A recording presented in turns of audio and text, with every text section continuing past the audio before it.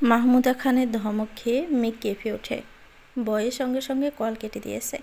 মেঘ ভয় ফেলেও আবিরের মনে কিঞ্চিত ভয় বলতে কিছু নেই। পুপ্পি জারি খেয়েও আবির কল দিয়েই যাচ্ছে। মেঘ ফোন সাইলেন্ট করে রেখেছে ঠিকই, কিন্তু আবিরের অনাবশ্যক কলে বুকের ভিতরটা অবিচ্ছিন্নভাবে কম্পিত হচ্ছে। বাহির থেকে আলোকসজ্জার জলমলে আলো রুমে প্রবৃত্ত হচ্ছে। মেঘ গাড় গড়িয়ে বন্যার দিকে এক পলক তাকালো। বন্যা গভীর ঘুমে নিমগ্ন। পরপরই তাকালো ফুপ্পির দিকে। ফুপ্পির ভারী নিঃশ্বাসের শব্দে বোঝা যাচ্ছে উনিও ঘুমে। মেঘ বুকের উপর ফোন চেপে অতি সন্তর্পণে বন্যার পাশ দিয়ে নেমে উদ্গ্রীব পায়ে বারান্দায় গিয়ে কল রিসিভ করলো। আবির তৎক্ষণাৎ অনুচ্চ কণ্ঠে বলল, তোর কি আমার জন্য একটু মায়া হয় না? আবিরের কথা শুনে মেঘ হতবিহ্বল, বরকে গেছে কিছুটা। কপাল কুঁচকে ভারী স্বরে বলল, আমি আবার কি করলাম? সন্ধ্যা থেকে কেউ আমাকে একটা কল পর্যন্ত দিল না। কেউ না দিলেও তুই তো একটা কল দিতে পারতি নাকি? আমি তো আপনার কলের অপেক্ষায় ছিলাম। অপেক্ষা করতে করতে কখন ঘুমিয়ে পড়েছি বুঝতেই পারিনি। বাহ, কি দায়িত্বশীল বউ আমার। মেঘ সহসাই ঠোঁট বাঁকালো। সদা জাগ্রত চোখে আলোকসজ্জা লাল নীল আলোর পানে তাকিয়ে মোলায়েম কণ্ঠে বলল, বাসায় কখন আসছেন? খেয়েছেন? কিছুক্ষণ আগে। আমার শ্বশুর বিয়েতে যেই পরিমাণ জামাই আদর করেছে, রাতে আর কিছু খেতে হবে না। কোথায় গিয়েছিলেন? এখন বলবো না। আচ্ছা তাহলে ঘুমান। শোন, জি, চল সাথে যাই। না। কেন? আম্মুরা বলেছে বিয়ের রাতে বড় জামাইয়ের মুখ দেখতে নেই, এতে নাকি জামাইয়ের অমঙ্গল হয়। ঠিক আছে, দেখলাম না মুখ, একটু কথা তো বলতে পারি। আব্বাজান নিষেধ করেছেন, দেখা সাক্ষাৎও করা যাবে না। আবির ফোঁস করে শ্বাস ছেড়ে রাগান্বিত কণ্ঠে বলল, কেউ আমাকে কিছু বলতে পারছে না, তাই তোকে কুসংস্কার বোঝাচ্ছে, আর তুইও বোকার মতো সেসব মানতেছিস। মেঘ নির্সব। আবির দীর্ঘ নিঃশ্বাস ফেলে নিজেকে শান্ত করে আহ্লাদী কণ্ঠে বলল, চল না সাদে। মেঘ অত্যন্ত দৃঢ় কণ্ঠে বলল, একটু বোঝার চেষ্টা করুন, আমি যেতে পারবো না। আপনি যেন রুমে না আসেন তার জন্য আব্বাজান পুপ্পিকে আমার সাথে থাকতে বলেছেন। এখন আমি বের হলে খবরই আছে। আপনি ঘুমান প্লিজ। আবির ডোক গিলে দ্রুত ব্রু বাঁকিয়ে আবেগতাড়িত কণ্ঠে বলল, I miss you, I need you, believe me, I badly want you, sparrow. আবিরের কণ্ঠে আবেগপ্রবণ অস্বাচ্ছন্দ্যকর কথাগুলো শুনে মেঘের গা শিউরে উঠেছে। এ যাবৎকালে আবিরকে এতটা ব্যাকুল হতে সে কখনো দেখেনি। মেঘ নিস্পৃহায় দীর্ঘশ্বাস ছেড়ে ঠোঁট কামড়ে বিড়বিড় করল, আমাকে তো খুবই বলতেন স্বয়ংসু হতে হবে, ধৈর্যশীল হতে হবে, তাহলে আজ আপনার এই অবস্থা কেন? এত অধৈর্য হয়ে কেন উঠেছেন আপনি? আর কত ধৈর্য ধরবো বলতো? এতদিন যাবৎ অফিসিয়াল বিয়ের অপেক্ষায় ছিলাম, করলাম তো অফিসিয়াল বিয়ে, আত্মীয় স্বজন এলাকাবাসী সবাই তো জানলো, তাহলে এখন আমার বউ আমাকে কেন দিচ্ছে না?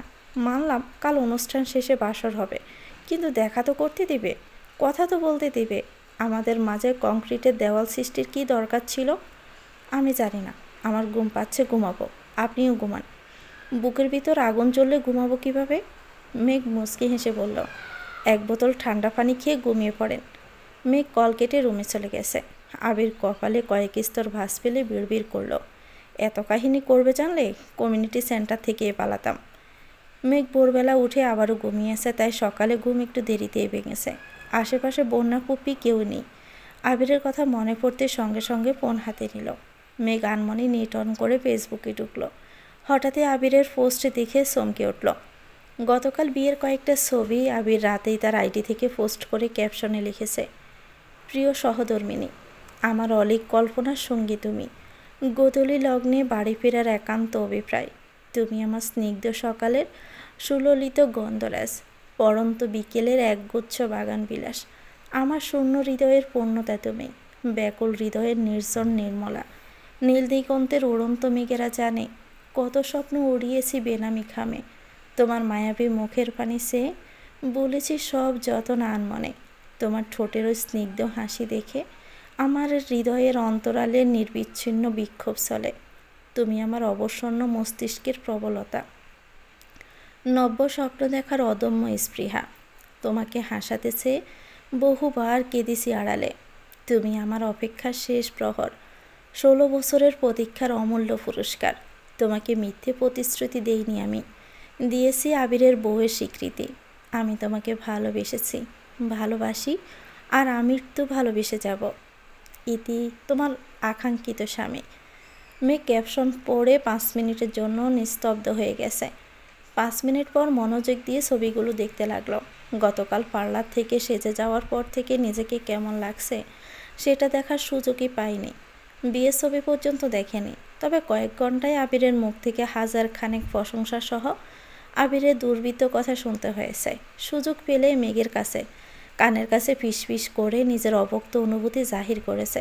আর মেঘ শুধু আবিরের পাগলামি দেখে গেছে। এমনকি কবুল বলার সময় আবিরের অস্থিরতা দেখে মেঘ নির্বাক ছিল।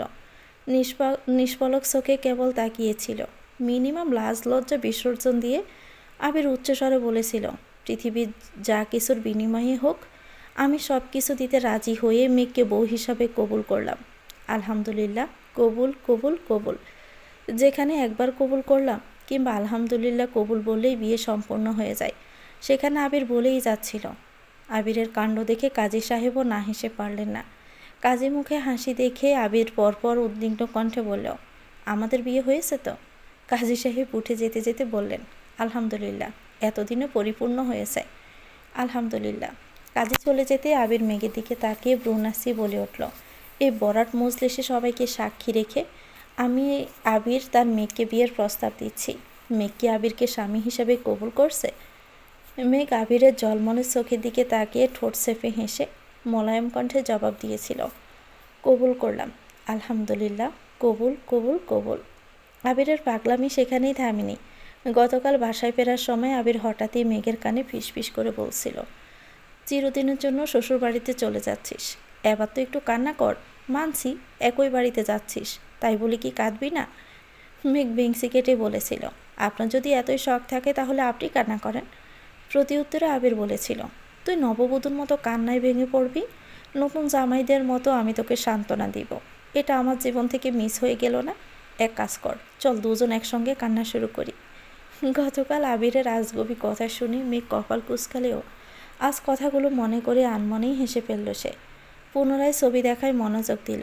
নিজের পরনের মেরুন রঙের বিয়ের বেনারসি, গা ভর্তি ভারী গহনা, মাথায় গোমটা সহ চোখ দাঁড়ানো আড়ম্বরপূর্ণ সাজসজ্জা দেখে মেঘ নিজেই লজ্জায় পড়ে যাচ্ছে। সেই সাথে রাজোচিত শেরওয়ানিতে আবিরকে যেন রাজপুত্রের মতো লাগছে। গতকাল আবিরের অযাচিত দুষ্টমির জন্য সামনাসামনি ঠিকমতো দেখতে পারেনি, তবে আজ ছবিগুলো খুব ভালো করে দেখছে। আয়নায় দুজনের মুখ দেখা, মেঘের কপালে আবিরের চুমু দেওয়া, একে অপরের চোখে চোখ রেখে নিগড় গড়ে বন্দি থাকা, বরণের ছবি সহ আরও 2-3টা ছবি আপলোড করেছে। মেঘ সবগুলো ছবি দেখা শেষে কৌতূহলবশত কমেন্টস দেখতে গেল। আবিরের বন্ধু, ছোট ভাই, বড় ভাই, রাকিব, সাকিব, তানবীর, মাইশা আপু সহ সবাই নিজেদের মতো অভিনন্দন জানানোর পাশাপাশি উস্কানিমূলক মন্তব্য করেছে। কারো কারো মন্তব্য দেখে মেঘ বেশ বিস্মিত হচ্ছে। এরই মধ্যে বন্যা আসছে। মেঘের লাজুক হাসি দেখে মৃদুস্বরে জিজ্ঞেস করলো, হাসছিস কেন? ভাইয়ের পোস্টে দেখে? মেঘ কপাল কুঁচকে তাকিয়ে জিজ্ঞেস করলো, তুই কিভাবে জানিস? শুধু আমি না, বাড়ির সবাই এখন ভাইয়ের পোস্টে নিয়ে গবেষণা করছে, নিচে গেলেই বুঝতে পারবি। মেঘ শান্ত কণ্ঠে জিজ্ঞেস করলো, তুই খেয়েছিস? না, তোকে ডাকতে আসছিলাম। তুই ফ্রেশ হয়ে আয়, একসাথে খাবো। আচ্ছা। বন্যা মিমির রুমে চলে গেছে। ইদানিং মেঘ ব্যস্ত থাকায় বন্যায় মিম আর আইরিনের সাথে খুব ভালো সম্পর্ক হয়ে গেছে। দুজনেই তানবীরের কথা জানে, তাই তানবীরের হাত থেকে বন্যাকে সবসময় প্রটেক্ট করে। ড্রয়িং রুমে সোফায় হেলান দিয়ে চোখ বন্ধ করে বসে আছে আবির। রান্নাঘরে রান্নার আয়োজন চলছে। ইকবাল খান ছাদ থেকে নেমে আবিরকে এভাবে বসে থাকতে দেখে কিছুটা উদ্বিগ্ন কণ্ঠে জিজ্ঞেস করলেন, কী রে আবির, এভাবে বসে আছিস কেন? আবির চোখ খুলে কাকামণিকে এক পলক দেখে পূর্বের অবস্থায় থেকে উত্তর দিল, আমার মনটা খুব খারাপ। ইকবাল খান নেমে এসে আবিরের পাশে বসতে বসতে বললেন, মন খারাপ কেন? বিয়ে তো সবাই মেনেই নিয়েছে, তাহলে মন খারাপ কেন থাকবে? আবির তপ্ত স্বরে বলতে শুরু করলো, মন খারাপ থাকবে না কেন? মানুষ এলাকা ছেড়ে 2-1 বছর বাইরে থাকলে কথা, আচরণ, চলাফেরা সব বদলে যায়। সেখানে 20-30 বছর ঢাকা শহরে থেকেও এখনও গ্রামে এসে কি আজগবি নিয়ম নীতি পালন করছে। বিয়ের পর বউ আলাদা কেন থাকবে? এত বছর অপেক্ষা করে নিজের সাথে নিজে যুদ্ধ করে আল্লাহর কাছে চাইতে চাইতে মেয়েকে পেয়েছে। কেউ কি সেটা জানে? কিছুদিন যাবৎ এই বাড়ির প্রতিটি মানুষ আমার ইমোশন নিয়ে প্রতিনিয়ত খেলতেছে, তারপরও আমি চুপ করে আছি। আমি যদি গুণাক্ষরে এসব টের পেতাম তাহলে মেয়েকে নিয়ে আগেই পালিয়ে যেতাম। তোমরা যা করছো তা আমি কখনো ভুলব না। আমি কিন্তু এর তীব্র নিন্দা জানাচ্ছি। ইকবাল খান শীতল কণ্ঠে বললেন, এভাবে বলছিস কেন? এক এক এলাকার এক এক রীতি, একটু একটু মেনে নিতেই হবে। আবির কিছু বলার আগেই পিছন থেকে আলী আহমদ খান গুরুগম্ভীর কণ্ঠে বলে উঠলেন, তোমার নিন্দা জানানো শেষ হলে বাহিরে আসো, কাজ আছে। আলী আহমদ খানের কণ্ঠ শুনে আবির চমকে উঠে পিছনে তাকালো। আব্বুর রাগি রাগি চোখ মুখ দেখে নিজের মুখ চেপে ধরল। আলী আহমদ খান কখন এসেছে আর ঠিক কতটুকু কথা শুনেছে এটা ভেবেই আটকে উঠেছে আবির। ইকবাল খানের সাথে আবির ফ্রেন্ডলি সম্পর্ক হয়, যা ইচ্ছে বলে দিতে পারে, কিন্তু আব্বুর সামনে সে যথাসাধ্য ভদ্র থাকার চেষ্টা করে। কিন্তু আজ এভাবে ধরা পড়ে যাবে সেটা কল্পনাও করতে পারিনি। আবির মাথা নিচু করে দাঁত দিয়ে জিভ কামড়ে বাসা থেকে বেরিয়ে গেছে। ইকবাল খান আলী আহমদ খানের মুখের পানি চেয়ে মলিন হাসলেন। আলী আহমদ খানও নিঃশব্দে হেসে বেরিয়ে গেছেন। কিছুক্ষণের মধ্যে মেঘ নিচে নামল। মেঘকে দেখে রাকিব হঠাৎই বলে উঠল, এই যে ভাবি, আমার বন্ধুর 16 বছরের অবক্ত অনুভূতির বহিঃপ্রকাশে লেখা খোলা চিঠি পড়ে আপনার অনুভূতি কী? মেঘ শাড়ির আঁচল টেনে মাথায় দিয়ে চিবুক নামিয়ে লাজুক হাসল। রিয়া রাকিবকে উদ্দেশ্য করে বলল, ভাইয়া সবে তো প্রকাশ করেছে, মেঘকে অনুভব করার সময় দাও। বিয়ের গোড়টা আগে কাটুক, তারপর না হয় জিজ্ঞেস করো। ঠিক আছে জান, তুমি যা বলবে তাই হবে। রিয়া ঠোঁট বেঁকিয়ে রাগে স্বরে বলল, হঠাৎ এত ভালোবাসা কোথা থেকে আসছে? রাতে বারান্দায় দাঁড়িয়ে আকাশের পানে তাকিয়ে কল্পনা করে আবির যেভাবে চিঠিটা লিখেছিল সেটা দেখে আমারও খুব ইচ্ছে হয়েছিল তোমাকে নিয়ে একটা চিঠি লেখার, কিন্তু বিশ্বাস করো, তুমি ফাল্গুনে সে রক্তিম শিমুল ফুল আমার হৃদয়ের। এরপর আর কিছু ভেবেই পাচ্ছিলাম না। 30 মিনিট ভেবেছি, তানবীরকে নিয়ে গবেষণা করেছে, কিন্তু লাইনটা সম্পূর্ণ করতেই পারিনি। তারপর মনে হলো কবিতার চিঠি লেখা থেকে সকাল সন্ধ্যা বাবু খাইছো জিজ্ঞেস করাটাই খুবই সহজ সমাধান। রিয়া বিরক্ত হয়ে বলল, তুমি আসলেই একটা আনরোমান্টিক। রাকিব হেসে উত্তর দিল, বিয়ে করেছি 6 মাস হতে চললো, এখনও আমি কত রোমান্টিক দেখেছ? তুমি বললে শিমুল ফুল না দিতে পারলেও কসুরি ফুল ঠিকই আমি দিতে পারবো। আর কি চাও? রিয়া রাগান্বিত কণ্ঠে হুঙ্কার দিল, তুমি আপাতত চোখের সামনে থেকে যাও। আজকাল ভালোবাসার কোনো মূল্যই নেই। নিজের বিয়ে করা বউও বলে আমি নাকি আনরোমান্টিক। ধিক্কার জানাই। কাকে ধিক্কার জানাচ্ছ? নিজেকেই। রিয়া সহসাই হাসতে শুরু করেছে, সেই সাথে মেঘও হাসছে। আবির এসে রাকিবের কাঁধে হাত রেখে দৃঢ় কণ্ঠে জানতে চাইল, কি হচ্ছে এখানে? আবিরের কণ্ঠ শুনে মেঘ আর চোখে তাকালো। আবিরকে এক পলক দেখে লজ্জায় নুয়ে পড়েছে। গতকালও এত লজ্জা পায়নি যতটা লজ্জা আজ পাচ্ছে। অবিলম্বে ঘোমটা টেনে মুখ ঢাকার চেষ্টা করলো। রাকিবের সাথে দু একটা কথা বলে আবির মেঘের সামনে এসে দাঁড়িয়ে অত্যন্ত কোমল কণ্ঠে বলল, আসসালামু আলাইকুম। লজ্জায় আড়ষ্ট মেঘ ঠান্ডা কণ্ঠে বলল, ওয়ালাইকুম আসসালাম। শুভ সকাল বউ। শুভ সকাল। রাকিব গলা খাকড়ি দিয়ে বলল, তোর বউ এটা আমরা সবাই জানি, তাই বলে সারাদিন বউ বউ করবি? ভাবছি কিছুদিন রাত শুধু এক করে শুধু বউ বই ডাকব। মাহমুদা খান মালিহা খানের রুম থেকে বেরিয়ে আসতে আসতে বাড়ি কণ্ঠে বললেন, আবির, তোর কি কোনো কাজ নেই? সকাল সকাল মেয়েকে কেন জ্বালাচ্ছিস? আবির কপাল কুঁচকে ঠোঁট বেঁকিয়ে শক্ত কণ্ঠে বলল, আমি কোথায় জ্বালিয়েছি? এতক্ষণ কাজ করে কেবলই তো আসলাম। পুপ্পি, তোমার আমার সাথে কিসের শত্রুতা বলো তো? আব্বুর সাথে তুমি এমন আচরণ শুরু করছো কেন? তোমাদের থেকে তো আমার শ্বশুরই ভালো, মেয়ে খেয়েছে কিনা দেখতে আমাকে জোর করে পাঠিয়েছেন। আর তোমরা? মাহমুদা খান রাশবাড়ি কণ্ঠে বললেন, ভাইজান খুব সহজে মেনে নিয়েছে তো, তাই কিছু বুঝতে পারছিস না। ভাইজানের ধমক না শোনা পর্যন্ত শান্তি পাচ্ছিস না, তাই না? তোর আচরণে কোনো কারণে ভাইজান যদি রেগে যায়, বাড়ি ভর্তি মেহমানের সামনে চিৎকে চেঁচামেচি করেন, বিষয়টা কি তখন ভালো লাগবে? তার থেকে উনি শান্ত আছেন, তুইও একটু শান্ত থাক। ঠিক আছে, থাকলাম শান্ত। আবির মুখ ফুলিয়ে শ্বাস ছেড়ে মেঘের দিকে তাকিয়ে ব্যস্ত কণ্ঠে বলল, বউ, তুমি খেয়ে নাও। হ্যাঁ, তোমার ফুফু শাশুড়িটা ভালো না, একদম মহিলা হিটলারের মতো আচরণ করছেন। আমি এখন পালাই। আবির এক দৌড়ে বাসা থেকে বেরিয়ে গেছে। রাকিবও হাসতে হাসতে চলে গেছে। মাহমুদা খান হেসে বলেন, মেঘ, খেতে বস, আমি ওদেরকে ডেকে নিয়ে আসছি। একটু পরেই সবাই খেতে নেমেছে। মেঘকে দেখে জান্নাত বলে উঠল, তুমি আমার স্নিগ্ধ সকালের সুললিত গন্ধরাজ, পড়ন্ত বিকেলের একগুচ্ছ বাগান বিলাস। ফার্স্ট থেকে আইরিন বলল, ভাবি এইটা না, আমার ওই লাইনটা বেশি ভালো লেগেছে।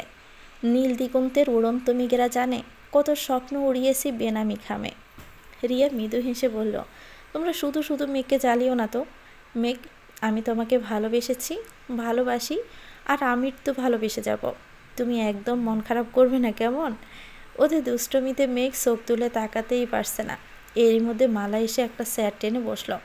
আইরিন মজার ছলে জিজ্ঞেস করলো, মালা আপু, আপনার কোন ডায়লগটা ভালো লেগেছে? কিসের ডায়লগ? আবির ভাইয়া মেঘ ভাবিকে নিয়ে ফেসবুকে খোলা চিঠি লিখেছে, আপনি দেখেননি? মালা আইরিনকে দেখে পরপর মেঘের লজ্জা মাখা আদলের পানে তাকালো। মনে মনে বিড়বিড় করলো, আমাকে ব্লক করে রাখলে কিভাবে দেখব? আইরিন আবার জিজ্ঞেস করলো, দেখেননি? মালা বিরক্ত হয়ে বলল, খেয়াল করিনি। আবারও মনে মনে বিড়বিড় করলো, এসব আজাইরা ভালোবাসা দেখলেই তো শরীরটা জ্বলে। বৌভাত উপলক্ষে মেঘ আজ অফ হোয়াইট রঙের মধ্যে গোল্ডেন স্টোনের একটা গর্জিয়াস লেহেঙ্গা পরেছে। আবির মেঘের সাথে ম্যাচিং করে অফ হোয়াইট রঙের স্যুট পরেছে। বাকিরাও যে যার মতো সেজেছে। মালা আজ হট করে একটা গর্জিয়াস শাড়ি পরেছে। মালার সাজ দেখে সাকিব মেকি স্বরে বলল, শেখা খেয়ে মানুষকে ঘরের দরজা বন্ধ করে সপ্তাহব্যাপী বা মাসব্যাপী কাঁদতে দেখেছি, অথচ তুই না করে তা নাচতে নাচতে বিয়ে খেতে চলে আসছিস। তোর কি মিনিমাম লজ্জা নেই? লাজ লজ্জা তুই কি শরবত খাবো নাকি?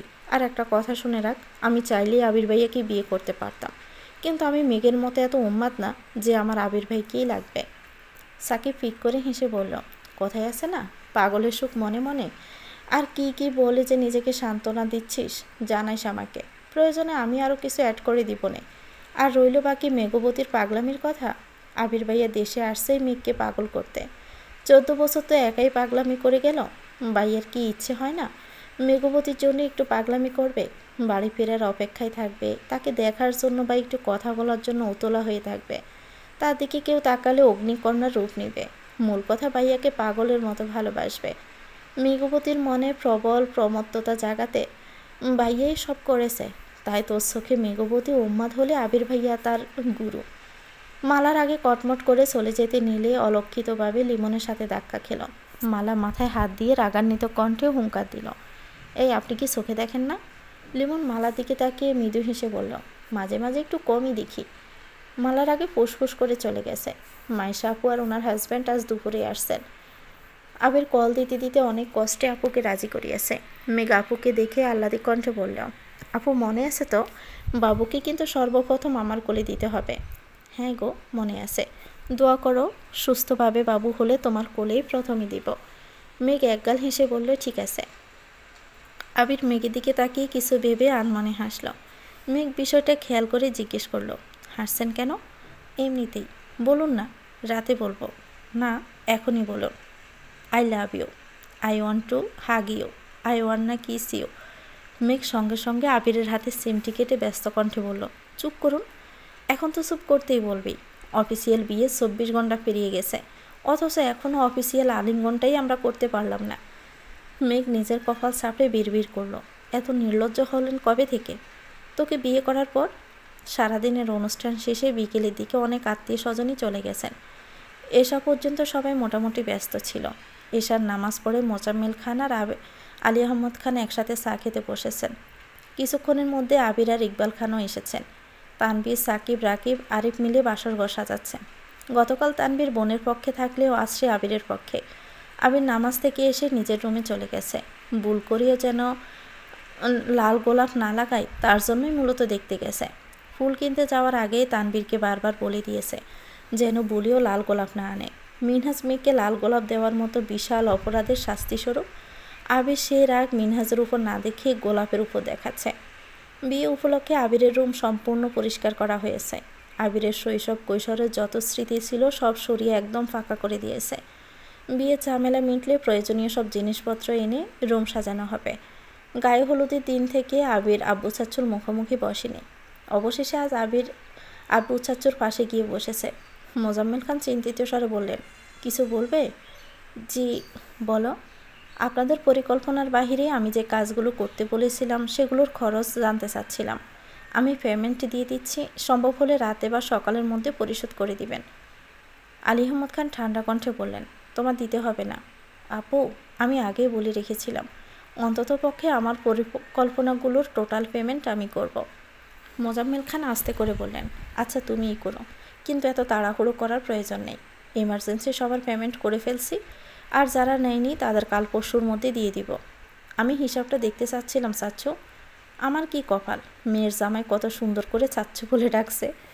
আবির মৃদু হেসে মেকি স্বরে বলল, মেঘের মতো আমিও কি আব্বাজান বলে ডাকবো? আলী আহমদ খান, মোজাম্মেল খান এবং ইকবাল খান তিনজনই একসঙ্গে হেসে উঠলেন।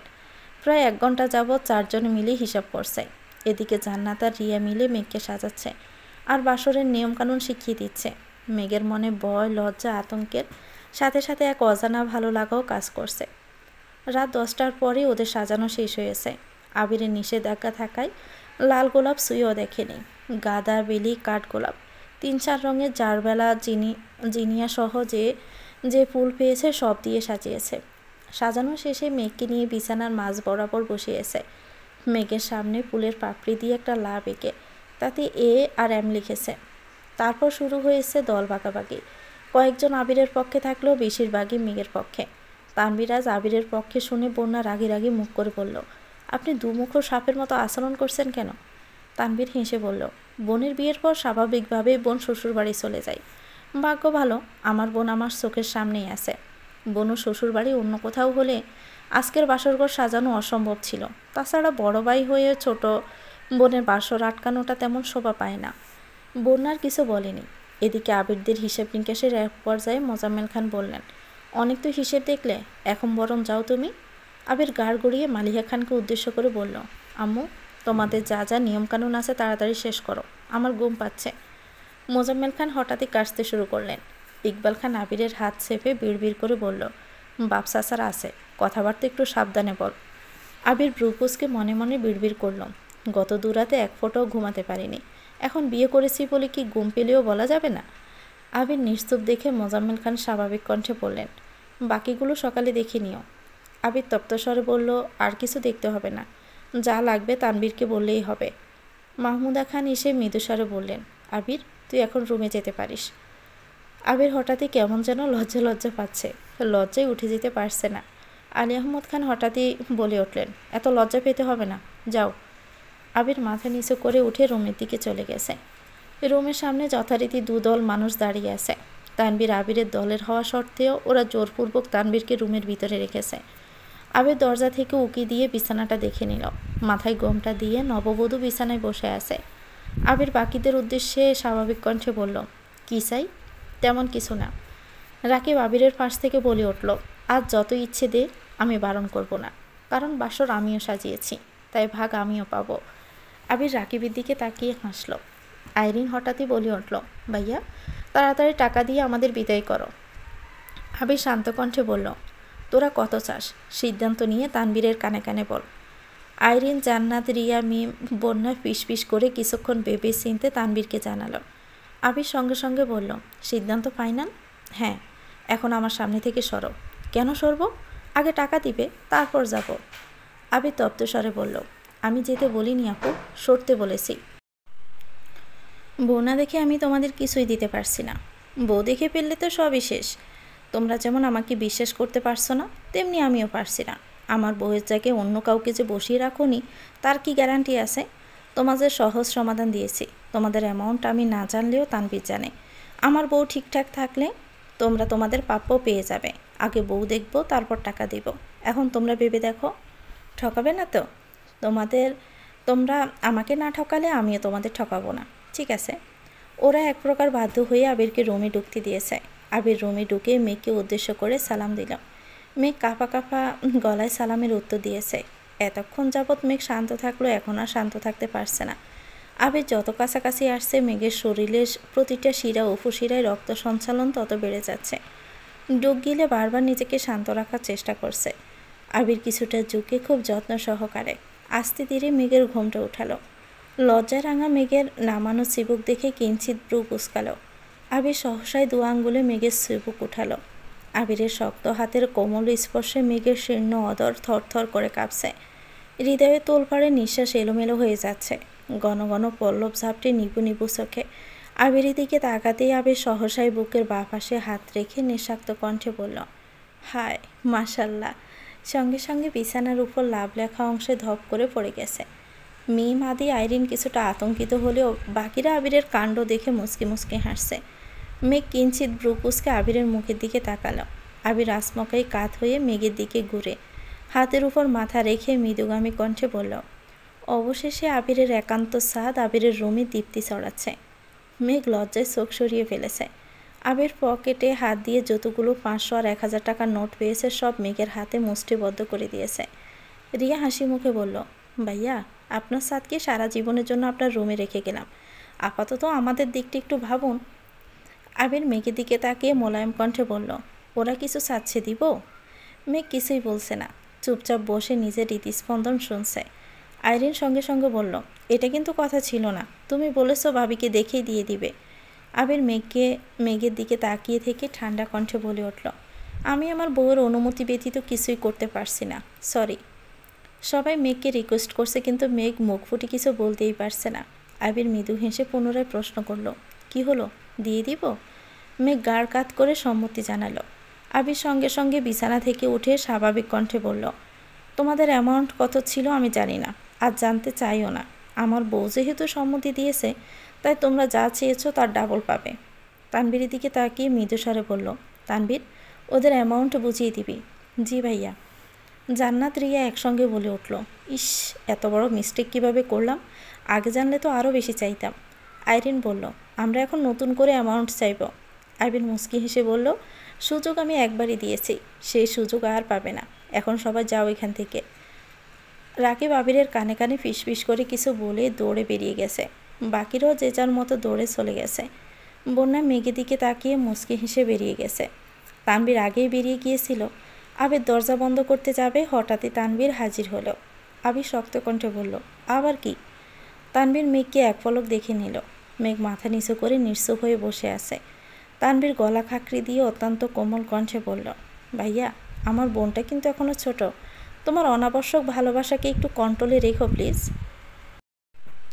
আবির ভ্রু গুটিয়ে সরাসরি তানবীরের চোখের দিকে তাকিয়ে কর্কশ গলায় বিড়বিড় করল, তুই না আমার সম্বন্ধী? তানবীর নিঃশব্দে হেসে অত্যন্ত দৃঢ় কণ্ঠে বলল, তুমি না আমার ভাই? তাছাড়া পুরো পৃথিবী জানে তুমি আমার বন্ধু টাইপের ভাই, তাই আমার সব দিক থেকে পারমিশন আছে। আবির দাঁতে দাঁত চেপে বলল, জি ভাই, বুঝতে পেরেছি। বলছিলাম কি ভাই, আপনি পারমিশন দিলেই আমি আপনার বোনের সাথে একান্ত কিছু সময় কাটাতাম। পারমিশন দিবেন ভাই? জি ভাই, আপনার জন্যই এত আয়োজন। Best of luck bye. Tanvir চলে যাচ্ছে। আবির মুচকি হেসে দরজা বন্ধ করে দিয়েছে। দরজা বন্ধের শব্দে মেঘের শরীর জাগে দিয়ে উঠেছে। মাথা নিচু করে জোরে নিঃশ্বাস ছাড়ল। আবির আর চোখে মেঘের দিকে তাকালো। ঠোঁটে লেগে আছে দুষ্ট হাসি। দৃঢ় পায়ে এগিয়ে গেল মেঘের কাছে। আবিরের তীব্র দুচোখ চকচক করছে। উৎকণ্ঠায় মেঘের চিবুক নেমে গলায় ঠেকেছে। ক্ষীণ বক্ষের তীব্র কম্পনে শরীর ঘেমে একাকার অবস্থা। আবির আকপাস না ভেবেই আচমকাই মেঘের কোলে মাথা রেখে শুয়ে পড়েছে। অপ্রত্যাশিত ঘটনায় মেঘ চমকে ওঠে। বুকের ভিতর পর্যন্ত স্তব্ধ হয়ে গেছে। মেঘ সঙ্গে সঙ্গে চোখ বন্ধ করে ফেলেছে। হাত পা সহ সারা শরীর থরথর করে কাঁপছে। আবির হঠাৎই জামা কাপড়ের উপর দিয়ে মেঘকে জড়িয়ে ধরে ফেটে মুখ গুজল। আবিরের অবাঞ্ছিত স্পর্শে মেঘের জোরালো বক্ষ স্পন্দন আরও বেশি জোরালো হতে শুরু করেছে। নীরবে ডোক গিলে এলোমেলো নিঃশ্বাস ছাড়ছে। আবির ভয়ঙ্কর আবেশে আবদ্ধ সুদীর্ঘ অবকাশের অস্পষ্ট প্রণয়ের অফিসিয়াল অনুমোদন পেয়েছে আজ। মেঘের শরীর থেকে আসা বিমুগ্ধকারী ঘ্রাণটা আবিরের নাসা রন্ধে সঙ্গে সঙ্গে হৃদয়েও তোলপাড় চালাচ্ছে। আবির এক মনে সেই ঘ্রাণটা উপলব্ধি করছে। মেঘের অভিমান, নাক ফুলানো, গায়ের তীব্র গন্ধ, দরদি স্পর্শ, আহ্লাদী কণ্ঠের আবদার পূরণের পরিপূর্ণ অধিকার পেয়েছে আজ। এই মেঘ একান্ত আবিরের। পৃথিবীর আর কারো সাধ্য নেই যে আবিরের কাছ থেকে তার মেঘকে দূরে সরাবে। আজ ছোট্ট মেঘের আদুরে কণ্ঠে বলা কথাগুলো আবিরের খুব মনে পড়ছে। হঠাৎই পেট থেকে মুখ সরিয়ে গাঢ় কিছুটা ঘুরিয়ে মেঘের অভিমুখে তাকালো। মেঘের চোখ বন্ধ চোখের পাতার কম্পিত অদর দেখে আবির আনমনে হেসে অত্যন্ত মোলায়েম কণ্ঠে বলল, তুমি আমার বহু প্রতীক্ষিত একান্ত অভিলাষ, হৃদয়ের মণিকোঠায় সংগোপনে রাখার নির্মম প্রয়াস, আমার অবিচ্ছেদ্য প্রণয়ের উত্তাপ তুমি, সকাল সন্ধ্যা সর্বনাশের কারণটাও শুধু তুমি। মেঘের সংকোচ কোনোভাবেই কাটছে না। চোখ খুলে আবিরের দিকে তাকাতেও পারছে না। আবির মুচকি হেসে ডাকল, ওগো অপরূপা, সে দেখো না মনোরমা। মেঘ কিং কর্তব্য বিমূঢ়। আবিরের একের পর এক ভাবপ্রবণ কথা শুনে মেঘের অস্থিরতা বেড়েই চলছে। বুকের ভিতরে চলমান ইতস্ততা কাটিয়ে চোখ পিটপিট করে তাকালো। আবিরের সঙ্গে চোখাচোখি হতেই আবির হঠাৎই সশব্দে হেসে উঠেছে। আবিরের প্রাণোচ্ছল হাসি দেখে মেঘ না হেসে পারল না। আবির হাসি থামিয়ে জিভ দিয়ে ঠোঁট ভিজিয়ে তপ্তস্বরে বলল, আমাকে পেয়ে খুশি তো? মেঘ মাথা দুলিয়ে স্বাভাবিক কণ্ঠে বলল, আলহামদুলিল্লাহ, অনেক খুশি। আপনি? আবির আবারও মৃদু হাসল। মেঘের কোল থেকে উঠে মুখোমুখি বসল। লম্বা নিঃশ্বাস ফেলে মেঘের হাতটা শক্ত করে ধরে কোমল কণ্ঠে বলতে শুরু করলো, আলহামদুলিল্লাহ, আজ আমি খুব খুশি, কারণ আমার স্পারোকে দেওয়া কথা আজ আমি পরিপূর্ণভাবে রাখতে পেরেছি। ছোট্ট স্পারোর সেই আহ্লাদী কণ্ঠে বলা কথাটা, আমাকে ছেড়ে যেতে পারবে না। স্পারো বলে গেলেও আমি কিন্তু ভুলিনি। গত 16টা বছর ধরে শুধু আমি এই কথার জেরেই সব বিপত্তিকে টিকিয়েছিলাম। আজ আমার স্পারোকে আবারও বলতে চাই, আমি ছেড়ে যাইনি, কোথাও যাইনি। তোমার আবির, তোমারই আছে। তুমি সেদিন শুধু বলেছিলে ছেড়ে যেও না, অথচ আমি বুঝেছিলাম তোমাকে ছেড়ে বাঁচতে পারবো না। শেষ বিকেলে পাখিদের বাড়ি ফেরার তাড়া দেখে তুমি আবেগী কণ্ঠে বলেছিলে, ওদের মতো আমারও যদি আলাদা একটা বাড়ি থাকতো। আর আমি ভেবেছিলাম যে কোনো মূল্যেই হোক তোমাকে তোমার স্বপ্নের বাড়ি উপহার দিব। একবার খেলতে গিয়ে পায়ে ব্যথা পেয়েছিলাম বলে তুমি শীতল কণ্ঠে বলেছিলে, খেলতে না গেলে তো ব্যথা পেতে না। আমি মনে মনে বলেছিলাম, আজকের পর আর খেলতে যাব না। জ্বরের ঘোরে আমার হাতটা আঁকড়ে ধরে তুমি বলেছিলে, আমার কাছে থাকো। আমিও থেকে গেলাম। কোনো একদিন কোনো কারণে বাসায় আমাকে বকা দিচ্ছিল দেখে তুমি সবার সামনে আমার হাতটা শক্ত করে ধরে বলেছিলে, আবির ভাইয়া শুধু আমার, তোমরা কেউ কিছু বলতে পারবে না। আমি আবির সেদিনই তোমার হয়ে গিয়েছিলাম। নিজের সাথে প্রতিজ্ঞা করেছিলাম, বাঁচলে তোমার সাথেই বাঁচব। মেঘ অবিশ্বাস্য চোখে আবিরের রবি মুখে চেয়ে আছে। অতর্কিতেই বেড়েছে বুকের ভিতরে দুকপুক শব্দ। আবিরের কথাগুলো শুনি মেঘের চক্ষুদয় কোটর থেকে বেরিয়ে আসতে চাইছে। বর্ষা লাজ ও কাদল মুহূর্তেই পরিবর্তন হয়ে গেছে। নাকের ডগায় মুক্তোর মতো বিন্দু বিন্দু ঘাম চিকচিক করছে। মেঘের উত্তেজিত মনোভাব দেখে মুখে চোখে মুখে ফুটে উঠেছে, যে আবিরের প্রণয়ে আসক্ত মেঘ, সে আবির মেঘের কাছে প্রতিজ্ঞাবদ্ধ ছিল এতগুলো বছর। এটা ভেবেই মেঘের মস্তিষ্কের নিয়রণে অনুরণন শুরু হয়েছে। মেঘ অসহায় মুখ করে আবিরের চোখের দিকে তাকিয়ে প্রশ্ন করল, আমি আপনাকে এত কিছু বলেছিলাম? আবির মেঘের দুহাত নিজের দুগালে রেখে নিঃশ্বাস টেনে বলল, আমার মনে নেই কেন? কারণ তখন তুমি অনেক ছোট ছিলে। আপনি কখনো কেন বলেননি? ভালোবাসা মুখে বলে হয় না পাগলি, তোমাকে নিজ থেকে অনুভব করতে হতো, আর আমি সেই অপেক্ষাতেই ছিলাম। মেঘ কপাল কুঁচকে প্রশ্ন করল, আপনি আমাকে তুমি করে কেন বলছেন? কেন, শুনতে খারাপ লাগছে? কেমন যেন অস্বস্তি লাগছে। আপনার মুখে তুইটাই মানায়। অভ্যেস করো, এখন থেকে তুমিটাই বেশি শুনতে হবে। কেন? আবির মৃদুস্বরে বলল, আমার সম্বন্ধী আমাকে ভয়ঙ্করভাবে ওয়ার্নিং দিয়েছে। বিয়ের পর তোমার সাথে তুই তোকারি করলে আমার নামে মামলা করে দিবে। তানবীরের এসব তুই তোকারি একদম পছন্দ না। ওর সাথে কথা বললে সচরাচর তোমাকে তুই বলে সম্বোধন করি না। তারপরেও বলে যদি বলে ফেলি তখন দেখা যায় রাগে সারাদিন আমার সাথে কথাই বলে না। গতকাল রাতে আমাকে লাস্টবারের মতো ওয়ার্নিং করেছে, যেন কোনোভাবেই তুই না বলি।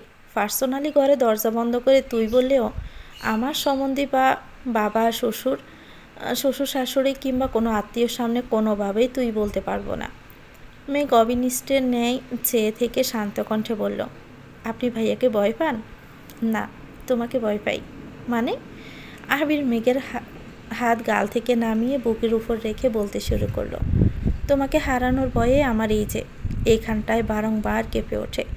আবিরকে ধ্বংসের একমাত্র অস্ত্রই মেঘ। তানবীরসহ আমার কাছের মানুষজন খুব ভালো করেই জানে আমার জীবনে তোমার অস্তিত্ব ঠিক কতখানি জোরে। আমাকে কোনো কিছুতে রাজি করাতে ব্যর্থ হলেই ইচ্ছাকৃতভাবে তোমার নাম নেয় ওরা, কারণ তারা জানে তুমি আমার একমাত্র দুর্বলতা। এই যে তুমি কত শত কুসংস্কার মানো, কিছু হবে না জেনেও আবেগে নাচো। আমিও ঠিক তেমন। তোমার নামে কিছু শুনলে বুঝে না বুঝে রিয়েক্ট করি, নিজের উপর নিয়ন্ত্রণ হারিয়ে ফেলি। অন্ততপক্ষে তোমাকে নিয়ে তানবীরের সাথে আমি কোনো রকম জড়াতে চাই না। তাই ও যা বলেছে আমি তাই মেনে নিয়েছি। আবিরের উৎকণ্ঠা দেখে মেঘ প্রতিনিয়ত আশ্চর্যের চোরাই পৌঁছে যাচ্ছে। মেঘ নির্বাক চোখে তাকিয়ে গভীর মনোযোগ দিয়ে আবিরকে দেখছে। আবির কয়েক মুহূর্ত মেঘের মায়াবী আদলে চেয়ে থেকে আনমনে হেসে বলল, ম্যাম, এভাবে তাকিয়ে আমাকে আগেভাগেই দুর্বল করে দিবেন না। আপনার সাথে আমার অনেক কথা আছে। আবিরের কথায় মেঘের ভাবনা সুতো ছেড়েছে। কপালে ভাঁজ ফেলে মৃদুস্বরে বলল, কী কথা? আগে নামাজ পড়ে রবের কাছে শুকরিয়া আদায় করি, তারপর বলবো। যাও ফ্রেশ হয়ে অজু করে আসো। আবির মেঘের হাত ছেড়ে বিছানা থেকে নামছে। এত কথোপকথনের ভিড়ে রিয়া জান্নাতের শিখিয়ে দেওয়া নিয়মকানুনের কথা মেঘ ভুলেই গিয়েছিল। মেঘ ঝটপট বিছানা থেকে নেমে আবিরের পায়ে হাত দিয়ে সালাম করতে নিল, কিন্তু সালাম করার আগে আবির মেঘের দু বাহু ধরে উঠিয়ে আলতোভাবে বুকে জড়িয়ে মোলায়েম কণ্ঠে বলল, তোমার অবস্থান আমার পায়ে নয়, হৃদয়ে।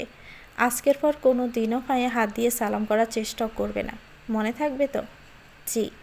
আবির মেঘকে ছেড়ে ড্রেসিং টেবিলের উপর থেকে ফোনটা হাতে নিয়ে বেলকনির দরজায় হেলান দিয়ে দাঁড়িয়ে কিছু একটা করছে। এদিকে মেঘ মনে মনে হাবিজাবি ভাবছে আর ব্যস্ত হাতে গহনা খুলছে। গলার একটা গহনাকে খুলতে গিয়ে চুলে টান পড়তে মেঘ ব্যথায় উফ করে উঠেছে। আবির সহসাই ফোন টেবিলের উপর রেখে মেঘের কাছে এসে জিজ্ঞেস করলো, কি হয়েছে? চুলে টান লাগছে। হাত সরাও, আমি দেখছি। মেঘ ভ্রু কুঁচকালো, তবে নিষেধ করলো না। আবির খুব মনোযোগ দিয়ে মেঘের চুল সরিয়ে গহনা খুলে দিয়েছে। মাথায় লাগানো ক্লিপগুলো খুলতে খুলতে কর্কশ কণ্ঠে বিড়বিড় করলো, আগেই বলেছি রাতে এত সাজগোজ করতে হবে না। তারপরও কেউ কোনো কথা শোনে না। আবিরের ঠান্ডা কণ্ঠের অভিযোগে স্তম্ভিত ফিরল মেঘের। চোখ গড়িয়ে আবিরকে এক পলক দেখে হালকা করে কেশে শীতল কণ্ঠে ডাকল, আবির ভাই। হঠাৎই আবিরের সুপ্ত ক্রোধ বেশি উঠেছে। মেঘের দিকে তাকিয়ে চোখ রাঙাতে মেঘ দাঁত কেলিয়ে হেসে বলল, মজা করেছি। আবির প্রতিউত্তরে কিছুই বলল না। মেঘ ওয়াশরুম থেকে ফ্রেশ হয়ে আসতেই আবির চুপচাপ ওয়াশরুমে চলে গেছে। যথারীতি দুজন একসঙ্গে দুরাকাত নফল নামাজ পড়ে নিয়েছে। নামাজ শেষ করে আবির মেঘের কপালে দীর্ঘ চুমু খেয়ে মেঘকে শক্ত করে জড়িয়ে ধরল। আবিরের সারাদিনের সব দুষ্টমি খুনসুটি হঠাৎই পরিবর্তন হয়ে গেছে, কেমন যেন নিশ্চুপ হয়ে গেছে। আবিরের বুকের উপর মাথা থাকায় মেঘ স্পষ্ট পাবে আবিরের হৃদস্পন্দন টের পাচ্ছিল। মেঘ হঠাৎই তটস্থ কণ্ঠে বলল, কি হয়েছে আপনার? আপনি কি কোনো বিষয় নিয়ে চিন্তিত? আবির ঘন ঘন ডোক গেলছে। মেঘকে বিছানার পাশে বসিয়ে আবির ফ্লোরে বসল। মেঘ ব্যাকুল কণ্ঠে বারবার প্রশ্ন করছে। আবির উত্তর না দিয়ে কিছুক্ষণ চুপচাপে বসে রইল। আবির আসমকে বাসা থেকে উঠে ওয়ারড্রপ থেকে একটা ছোট বক্স বের করলো। আবির নাম লেখা একটা ডিজাইনিং লকেট বের করে মেঘের গলায় পরিয়ে দিতে দিতে মৃদু স্বরে বলল, এটা বাসর রাতের গিফট। মেঘ তৎক্ষণাতে লাফিয়ে উঠে বালিশের নিচ থেকে একটা গোড়ের বক্স বের করে আবিরকে দিয়ে বলল, এটা আপনার জন্য। আবির কপাল কুঁচকে প্রশ্ন করল, বাসর রাতে গিফট দিতে হয় এটা তোমাকে কে বলেছে? রিয়া আপু, জান্নাত আপু, তাছাড়া আমার বান্ধবীরাও বলেছে। আর কি কি বলেছে? আরও অনেক কিছু। আবির ভ্রু গুটিয়ে দৃঢ় হস্তে কপাল চাপড়ে শক্ত কণ্ঠে বলল, ইস, আমার বউটাকে ওরা নষ্ট করেছে। মেঘ ঠোঁট কামড়ে বিড়বিড় করল, মোটেই না। আবির গড়িটা দেখে মুচকি হেসে বলল, আচ্ছা পরিয়ে দাও। এখন? মেঘ গড়িটা পরিয়ে দিয়ে আহ্লাদি কণ্ঠে বলল, পছন্দ হয়েছে? আমার একমাত্র বউয়ের দেওয়া গিফট পছন্দ তো হতেই হবে। আবির তপ্ত স্বরে ফের বলল, তোমার জন্য আরও সারপ্রাইজ আছে। কি? আবির একটা অ্যালবাম বের করে মেঘের হাতে দিল। অ্যালবামের সর্বপ্রথম ছবিটা আবির আর মেঘের বিয়ের, দুজন পাশাপাশি বসা। মেঘ গাড় কাত করে আবিরের বাইশেপে রেখেছে। আবির মেঘের মাথার উপর নিজের মাথা কাত করে রেখেছে, দুজনের এক হাত সামনের দিকে। আবির হাতের তালুতে মেহেদি দিয়ে লেখা মেঘের আবির, আর মেঘের হাতে লেখা আবিরের মেঘ।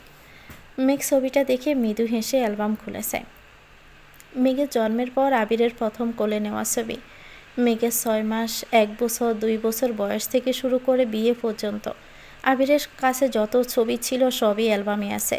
মেঘ মুগ্ধ চোখে তাকিয়ে ছবিগুলো দেখছে। আবির পাশে দাঁড়িয়ে ছবিগুলোর বর্ণনা দিচ্ছে। ছোটবেলার ছবিগুলো ফ্যামিলি অ্যালবাম থেকে সংগ্রহ করা। কোন ছবি কখন কী অবস্থায় কাকে দিয়ে উঠিয়েছিল আজ সবই নির্দ্বিধায় বলছে। মেঘ নিস্তব্ধ হয়ে ছবিগুলো দেখছে আর আবিরকে দেখছে। মাঝখানে 9 বছরের একসাথে ছবি না থাকলেও লাস্ট 2 বছরের ছবিতেই তার উসুল তুলে ফেলছে, যার মধ্যে হাতে গোনা কয়েকটা ছবি মেঘ নিজের ইচ্ছেতেই তুলেছিল। বাকি সব আবিরের পার্সোনাল ফটোগ্রাফার তুলে দিয়েছে। অ্যালবাম দেখা শেষ হতে মেঘ দীর্ঘ নিঃশ্বাস ছাড়ল। আবির মৃদুস্বরে জিজ্ঞেস করলো, রাগ করেছ? মেঘ ঠোঁট ফুলিয়ে চেয়ে আছে। আবির নিরেট কণ্ঠে বলল, রাগ করো না প্লিজ, এটা দেখে রেগে গেলে পরেরগুলো তো বলতেই পারবো না। পরে আবার কি? আবির একটা সাবির গোছা মেঘের হাতে দিয়ে বলতে শুরু করলো, আজ থেকে এই সাবির গোছাটা তোমার। এখানে আমার রুমের প্রতিটা তালাবদ্ধ জিনিসের চাবির পাশাপাশি আমার অফিসের সব চাবি আছে। তুমি আমার অর্ধাঙ্গিনী, তাই আজ থেকে আর কোনো কিছু লুকোচুরি নয়। আমার যা কিছু আছে সব কিছুতেই তোমার অধিকার আছে। মেঘ আজ হতবিহ্বল যে আবির নিজের জিনিসপত্র কখনো কাউকে ছুতেই দেয় না, রুমেই ঢুকতে দেয় না, সব কিছুতে তালা দিয়ে রাখে।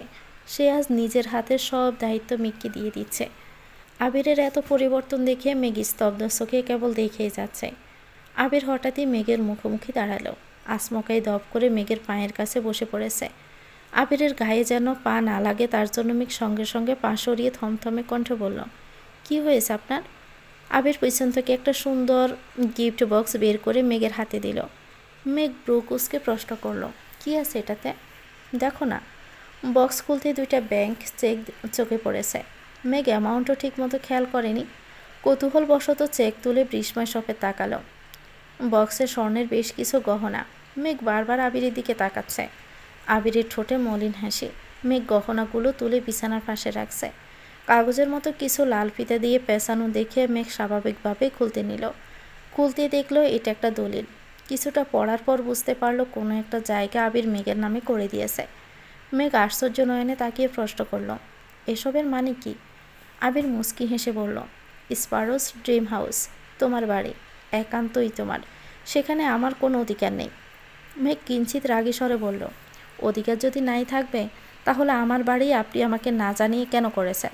আগে আমাকে কেন বললেন না? শুরুতে জানানোর মতো পরিস্থিতি ছিল না। কেন? সময়টা ছিল ডিসেম্বর মাস। মাইশা আপুর বিয়ে থেকে মালার কারণে তোমাকে জোর করে নিয়ে আসছিলাম। আমি অফিস থেকে এসে তোমাকে সময় নিয়ে বোঝাতে চেয়েছিলাম মালার সাথে আমার কিছু নেই, অথচ তুমি আমার আসা পর্যন্ত জাস্ট 10 মিনিট অপেক্ষা করতে পারলে না। আমাকে গুরুত্ব না দিয়ে মিনহাজদের গুরুত্ব দিয়েছিলে। তার জন্য তোমার প্রতি প্রচুর অভিমান হয়েছিল। সেই অভিমান তোমার আব্বুর কথায় জেদে পরিণত হয়েছিল। ওনার মেয়েকে রানীর মতো রাখতে গেলে আগে রানীর স্বপ্নগুলো পূরণ করা জরুরি ছিল। সে রাতে 4 দিনের জন্য চলে গেলাম। দিন রাত এক করে সব কিছু রেডি করে আসছি। যেদিন বাসার কাজ শুরু করব তার আগের দিন থেকে আপনাকে একমতে রিকোয়েস্ট করলাম, কিন্তু তুমি তো এতটাই জেদি যে কোনোভাবেই যেতে রাজি হতলে না। তোমাকে সারপ্রাইজ দিতে চেয়েও দিতে পারলাম না। তাই সিদ্ধান্ত নিয়েছিলাম বাসার কাজ পুরোপুরি শেষ করেই জানাবো। মেঘ শক্ত কণ্ঠে বলল, ইস, আমি মিস করলাম। বাকিগুলো দেখে শেষ করো। মেঘ আবারও বক্স হাতে নিল। কিছু সিরকুট, আবিরের অফিসের কিছু ডকুমেন্টসের সাথে কয়েকটা 500 আর 1000 টাকার বান্ডিল। এত টাকার বান্ডিল দেখে মেঘ আশ্চর্যজনিত নয়নে তাকিয়ে উদ্বিগ্ন কণ্ঠে বলল, এত টাকা কার? আবির মোলায়েম কণ্ঠে বলল, তোমার। মানে? এত টাকা দিয়ে আমি কি করব? এগুলো সব কাবিনের। মেঘ দৃঢ় কণ্ঠে বলতে শুরু করলো, আমি যতদূর শুনেছি কাবিন বউয়ের পরিবার অথবা বউয়ের ইচ্ছে অনুযায়ী দিতে হয়। আমি বউ হয়ে বলছি আমার কাবিনের কোনো প্রয়োজন নেই। আমি আপনাকে চেয়েছি, আলহামদুলিল্লাহ আপনাকে আমি পেয়ে গেছি। আর আমার কিছুই চাওয়ার নেই। আপনার এত গিফট, টাকা, ব্যাংক চেক এসবের কোনো কিছুই আমি চাই না। বিয়েতে কাবিন যদি আবশ্যক হয় তবে আমি কাবিন হিসাবে আপনাকে চাইব। আমি তো শুধু আপনাকেই চাইব। মেঘের দুচোখ ছলছল করছে। নিজেকে সংযত করতে তড়িতে শ্বাস টানল। আবির দুর্বোধ্য নেত্রে মেঘের মায়াবী অননে চেয়ে আছে। অল্পতে লজ্জায় আড়ষ্ট হওয়া মেয়েটার অদম্য কণ্ঠের আকাঙ্ক্ষা শুনে আবির শীতল চোখে চেয়ে মুচকি হাসল। মেঘ এতক্ষণ কী বলেছে সে নিজেও জানে না। আবিরের অন্যরকম চাহনিতে কিছুটা লজ্জা পেয়েছে। আবির চোখ মুখ গুটিয়ে শান্ত কণ্ঠে বলল, যা দিয়েছি সব কিছু সহ আবির যদি তোমার হয় তাহলে কাবিন নিয়ে কি তোমার আর কোনো আপত্তি আছে? মেঘ সঙ্গে সঙ্গে আবিরের দিকে তাকিয়ে শ্বাস ছেড়ে ঠোঁট ফুলিয়ে নিষ্পাপ কণ্ঠে বলে উঠল, আমার আবির হলেই চলবে। আবির ব্রু উঠাতে মেঘ থতমত খেয়ে বলল, সরি, আপনাকে হলেই হবে। আমি তো তোমারই। বাকি যা দিয়েছি ওই সবও তোমার। এগুলোর পর কাবিন হিসাবে তোমার কি আমার কাছে আর কিছু চাওয়ার আছে? মেঘ সাবলীল ভঙ্গিতে বলল, আমার আর কিছুই লাগবে না। মনে কষ্ট থাকবে না তো? মেঘ একগাল হেসেই বলল, আমার মনে কষ্টে সিটি ফোটাও নেই, কারণ আপনাকে আমি পেয়ে গেছি যে। আবির অনুগ্রহ হেসে টেবিলের উপর রাখা একটা বই থেকে কাগজ এনে মেঘের হাতে দিল। তেমন একটা গুরুত্ব না দিয়ে মেঘ জিজ্ঞেস করলো, কি এগুলো? পড়ো।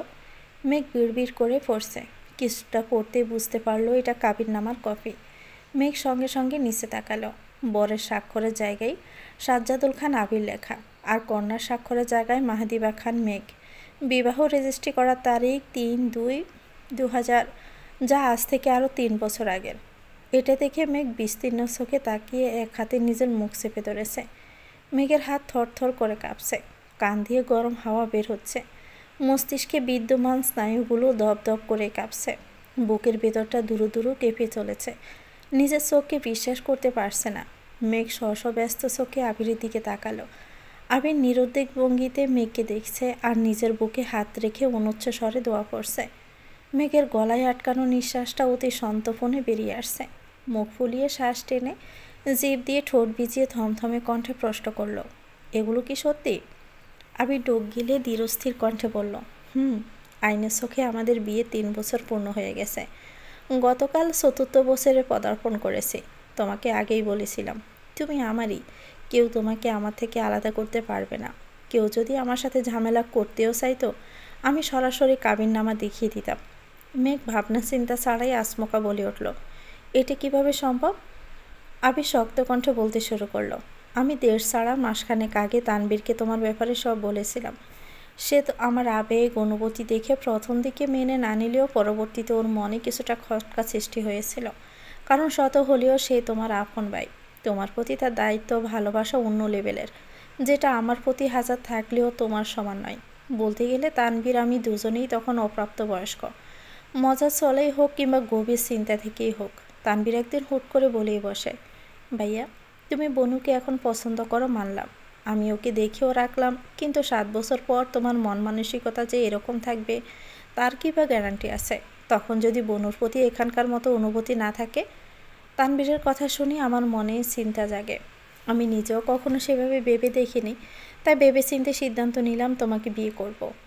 কেন সেই সিদ্ধান্ত নিয়েছিলাম আমি নিজেও জানি না, শুধু মনে হয়েছিল তানবীর যা বলেছে একদম ঠিক বলেছে।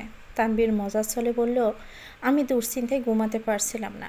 তানবীরকে জানানোর পর সে খুব রিকোয়েস্ট করেছে যেন বিয়ের ঝামেলা না করি। ও এমনিতেই এসব বলেছিল আরও অনেক কিছু। আমার মাথায় তখন কিছুই ঢুকছিল না। আমার কাছের বন্ধুর বাবা কাজী, তাই তৎক্ষণাৎই খোঁজ নিলাম। তোমার বয়স অনেক কম ছিল, তখন তোমার আমার প্রতি তীব্র ঘৃণাও ছিল। সব কিছু মিলিয়ে তখন বিয়ে সম্ভব ছিল না। তাছাড়া কিছু নিয়ম নীতি ছিল যার কারণে আঙ্কেল কোনোভাবেই রাজি হইতেছিল না। কিন্তু তখন আমার একটাই জেদ ছিল, যেভাবেই হোক বিয়ে আমার করতেই হবে। আঙ্কেলকে বিস্তারিত বুঝিয়ে খুব কষ্টে রাজি করিয়ে রাকিব, তানবীর আর সুজনের উপস্থিতিতে বিয়ের কাজ সম্পন্ন করে দেশ ছাড়ে। আবির দীর্ঘ নিঃশ্বাস ছেড়ে পুনরায় বলতে শুরু করলো, বিশ্বাস করো আমি তখন কোনো কিছু ভাবিনি, এত কিছু বুঝিও নি। শুধু বুঝেছিলাম তোমাকে আমার লাগবে, সেটা যে কোনো মূল্যেই হোক। মস্তিষ্কে শুধু একটা চিন্তায় ঘুরপাক খাচ্ছিল, তোমাকে বৈধতার চাদরে মোড়ানো। পাওয়া না পাওয়ার মাঝে আমি তখন বাস্তবিক জ্ঞান হারিয়ে ফেলেছিলাম। ভবিষ্যতে কি হবে বা হতে পারে সব ভুলে গিয়েছিলাম। বিয়ে পরিপূর্ণ হবে না জেনেও আবেগের তাড়নায় বিয়ে করেছিলাম। মেঘ নিশ্চুপ এবার মুখ খুলল, কিছুটা বিস্মিত হয়ে জানতে চাইল, আমার সান কে দিয়েছিল? তুমি? কিভাবে? আমি তো এসবের কিছুই জানতাম না। মনে আছে তানবীর একদিন ঘুরতে নিয়ে তোমাকে বিয়ের কথা বলেছিল? হ্যাঁ মনে আছে, আমাকে এমনই একটা কাগজে সাইন করতে বলেছিল। আমি জিজ্ঞেস করেছিলাম এটা কিসের কাগজ? ভাইয়া বলেছিল বিয়ের। আমি তখন সেভাবে গুরুত্বই দেইনি, ভেবেছিলাম ভাইয়া মজা করছে। আবির কপাল গুটিয়ে জানতে চাইল, কেন? আমার নাম বলছিল মনে নেই? হ্যাঁ এটাও মনে আছে, বিয়ের কথা বলায় আমি যখন হাসছিলাম তখন ভাইয়া জিজ্ঞেস করছিল আমাকে আমাকে তার কাছে বিয়ে দিলে আমার আপত্তি আছে কিনা। আমিও সুন্দর করে বলেছিলাম কোনো আপত্তি নেই, তুমি যাকে বলবা তাকেই বিয়ে করে নিব। আমার সত্যি তখন কোনো আপত্তি ছিল না, কারণ তখন আমার জীবনে আপনি ছিলেন না।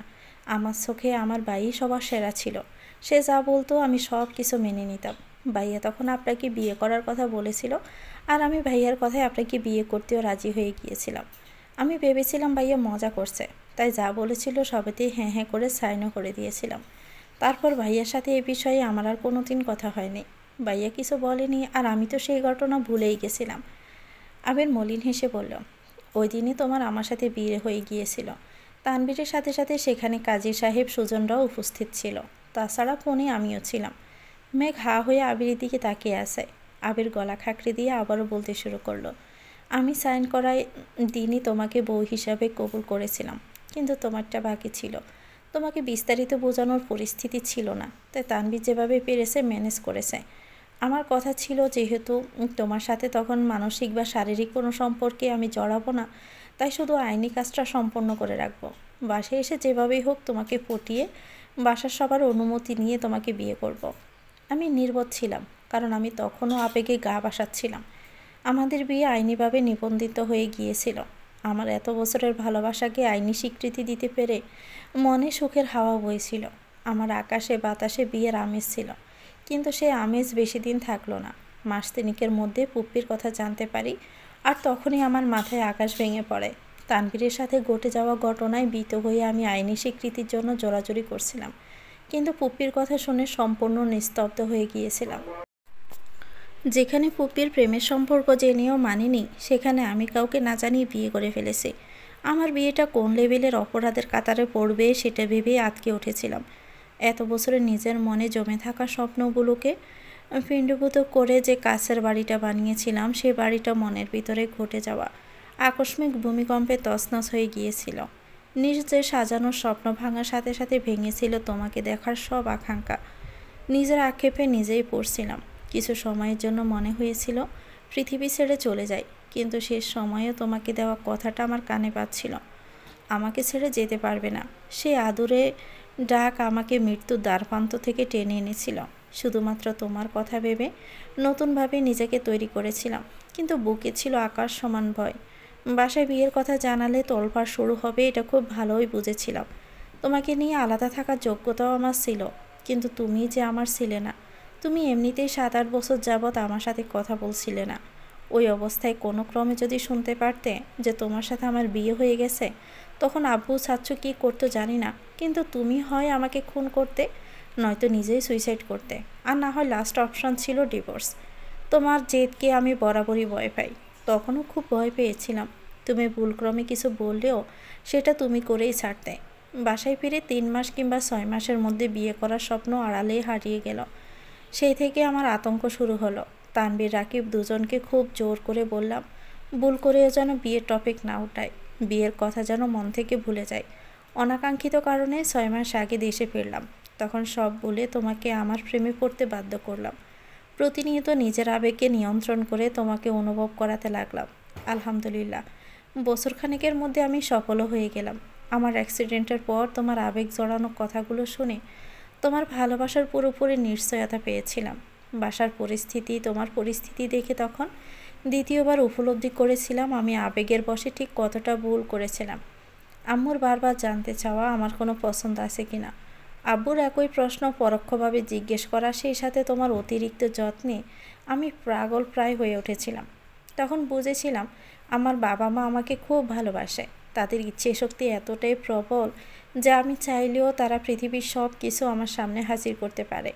সেখানে তোমাকে আমার সাথে বিয়ে দেওয়া তেমন কোনো বিষয় না, বরং তোমাকে চাইলে আব্বু আম্মুই খুশি হতো।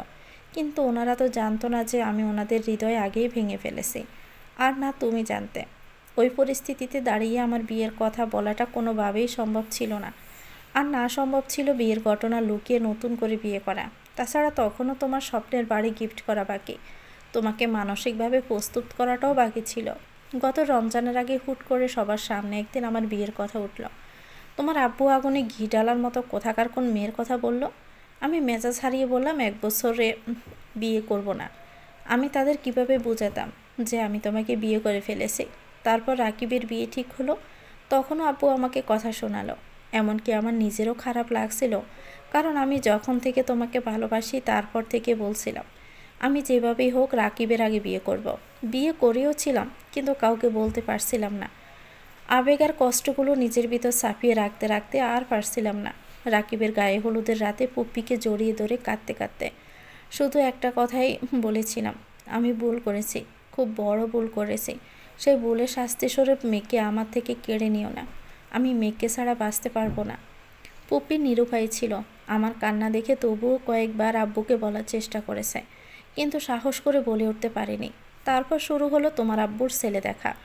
বাধ্য হয়ে বাসায় রাগারাগি করলাম। তোমার বাসায় কাজ শেষ করতে প্রজেক্টের দায়িত্ব নিয়ে দেশের বাইরে গেলাম। বিয়ের কথা বাসায় বলার জন্য মানসিকভাবে প্রস্তুতি নিচ্ছিলাম। আমার পুরোপুরি টার্গেট ছিল 1 তারিখ তোমাকে প্রপোজ করব, রাতে বাসায় বিয়ের কথা বলবো।